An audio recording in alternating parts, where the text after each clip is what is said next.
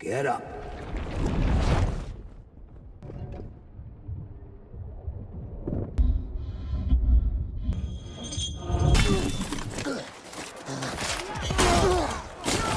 Alright, Ser Duncan the Tall is that dude, bro. Episode 5 of A Night of a Seven Kingdom was amazing. Early ratings got a 10 out of 10. Bro, a perfect score. This fight scene was like, it depicted medieval fight scenes so well. Like, and that flashback, oh, that flashback, bro, it broke my heart, bro. My girl Rena, bro. My girl Rena. So, at the beginning of this episode, we got the Hand of the King giving this speech to motivate everyone, telling everyone, like, hey, like, just lock in. We got this, bro. They get ready for battle. Everyone charges into battle, but Ser Duncan Horse is the last one to charge because I think he was scared or something, or he was nervous enough because he was throwing up before battle. He charges out. It charges out there, and he gets hurt in the first exchange with the prince.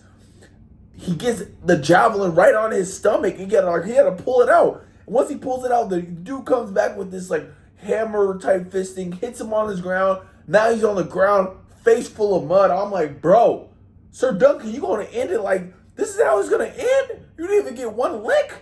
Come on, bro. And then right when he goes on the ground, he's face full of mud. We get a backstory to Ser Duncan, bro. He's a little kid.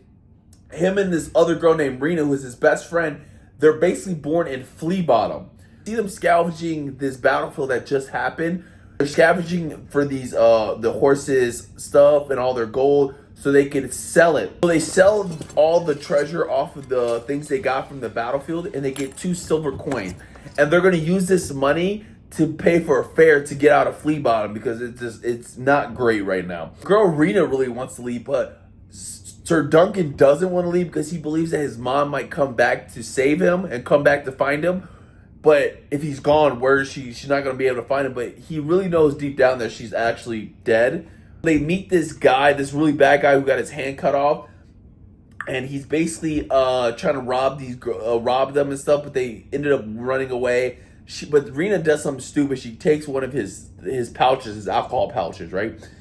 And when she took it, he was basically looking for her now because he knows it was gone. So they run away.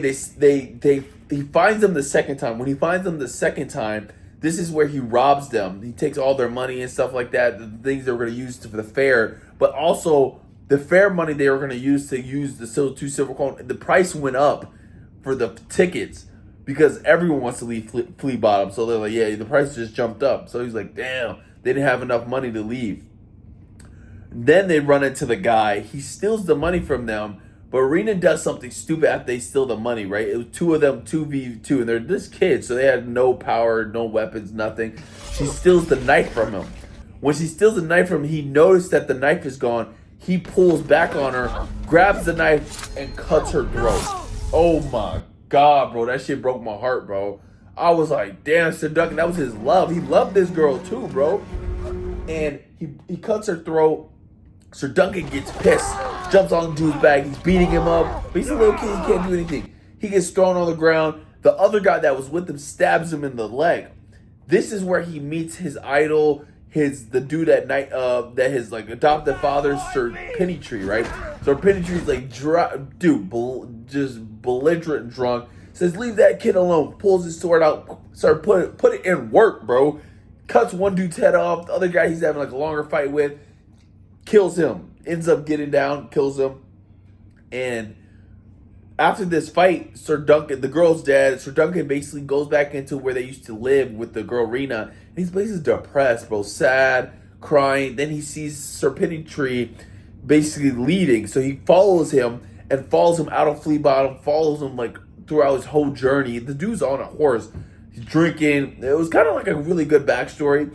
But Ser Duncan's basically following him. But he doesn't even know he's following him the whole time. Sleeping under trees, sleeping outside. It was like rough sleeping, not even eating food. When Sir Pennytree finally notices him, he basically collapses in front of far away. So Sir Pennytree pulls up on Ser Duncan, gives him some water, and says, Get up.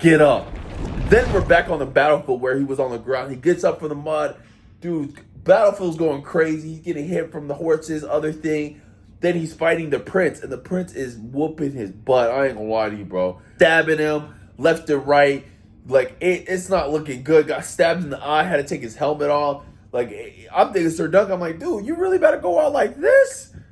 Bro, not doing any work. Then he finally puts like one wound on the prince. He cuts him through his like groin area. When he cuts his groin area, he wasn't really able to walk anymore.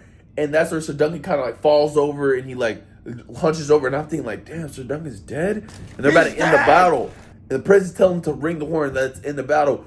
But he gets another flashback. And even Aegon is basically screaming, get up, Ser Duncan, get up. He finally gets up after he sees the flashback of Sir Pettigrew telling him, get up. Gets up again. And this is where he starts putting belt to ass on the prince, bro. Belt to ass, bro.